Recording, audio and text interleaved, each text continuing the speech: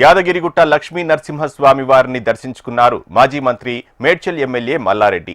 Malkajgiri MLA Rajasekhar Reddy స్వామివారు తమ ఇలవేల్పు అని ప్రతి సంవత్సరం స్వామివారిని దర్శించుకుంటామని అన్నారు మల్లారెడ్డి. యాదాద్రి పుణ్యక్షేత్రం ఆధ్యాత్మిక కేంద్రంగా విరాజిల్లుతుందని అన్నారు. మా యాదగిరిగుట్ట దేవాలయం లక్ష్మీ నరసింహస్వామిని నేను మా అల్లుడు రాజశేఖర్ రెడ్డి మల్కాజ్గిరి ఎమ్మెల్యే ఇద్దరం కూడా దర్శనం చేసుకున్నాం.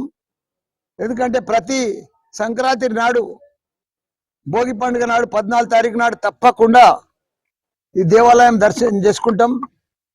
అదే మాదిరిగా ఈ దేవాలయాన్ని దర్శనం చేసుకొని అట్లనే ఐలేని కూడా పోతాం. ఐలేని మల్లన్న ఆయనను కూడా దర్శనం చేసుకుంటాం.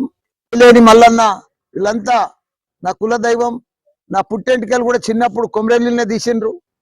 కాబట్టి మాకు ఏది మొక్కినా కానీ ఆ భగవంతుల ఆశీర్వాదం మంచిగా ఉన్నది. మా పిల్లలు కానీ అందరం కానీ పర్ఫెక్ట్గా పోతుంది. మా జీవితంలో భగవంతుడు మంచి ఆశీర్వాదం ఇచ్చిండు మాకు.